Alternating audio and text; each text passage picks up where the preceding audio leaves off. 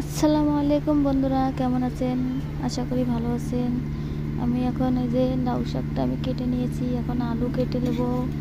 আলুটা কেটে নেওয়ার পরে বন্ধুরা দেখুন, আমি ছোট ছোট আলু নিয়েছি, বাদামি আলু।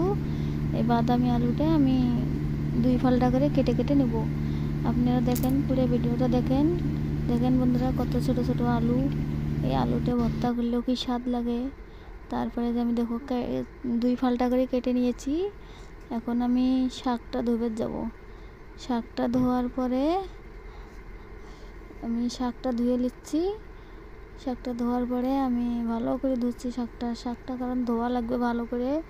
লাউ শাকটার মধ্যে বালু থাকলে বালুতে পড়ে না, তবু আমরা ভালো করে ধুবার চেষ্টা করি যেন বালুতে থাকে না।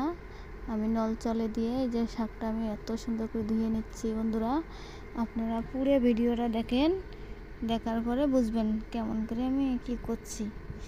তারপরে শাকটা যে আমার ধোয়া হলেই আমি সবজিটা আমি বসে দেবো। দেখুন বন্ধুরা, কত সুন্দর করে ধুয়েছি শাকটা আমি। এখন ভালোভাবে ধুয়েছি।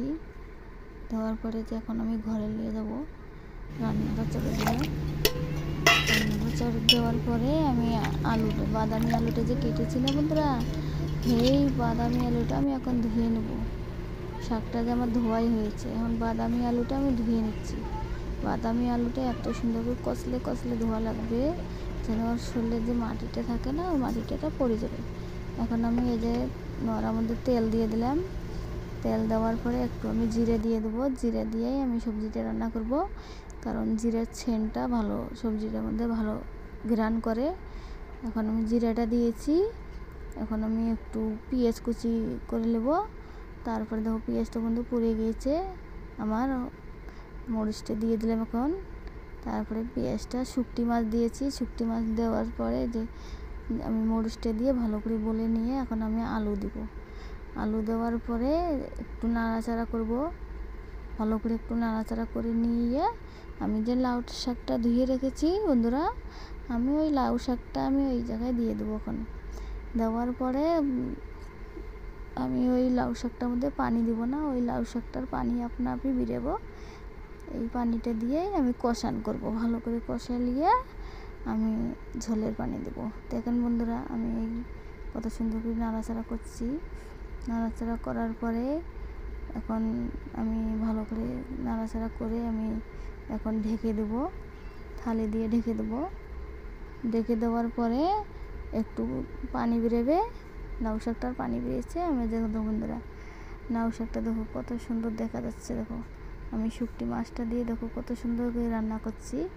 আমি হলদি দেইনি বন্ধুরা, আমি হলদি আর জিরেটা আমি এখন দিয়ে দেবো। হ্যাঁ, এখন আমি দিয়ে দিচ্ছি জিরে হলদি। দেওয়ার পরে আমি ভালো করে কষে নেব। নেওয়ার পরে তারপরে আমি কষে নেওয়ার পরে ঝোলের পানি দেবো। আমি একটু ঝোল দেব, বেশি একটু দিব না, কারণ একটু ঝোলেই ভালো হয়। বেশি ঝোল হলে অত স্বাদ লাগে না, কম ঝোলে স্বাদ। দেখেন বন্ধুরা, কত সুন্দর কালার এসেছে তরকারিটা। দেখো ভালোই দেখা যাচ্ছে। এখন ঢেকে দিলাম। ঢেকে দেওয়ার পরে এই দেখো বন্ধুরা, আমার পানিটা শুকিয়ে গেছে। আমি একটু নাড়াচাড়া করব। নাড়াচাড়া করার পরে আমি আর একটু পানি দেব। পানি দেওয়ার পরে বলক তুলব সবজিটাকে আমি।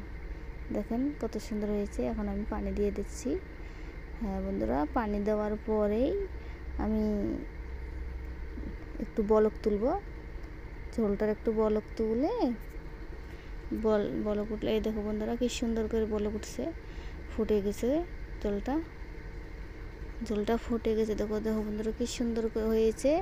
এখন আমরা এই সবজিটা নেমে নেবো। নেমে বন্ধুরা, আমার সবজি পছন্দ হয় লাইক করো।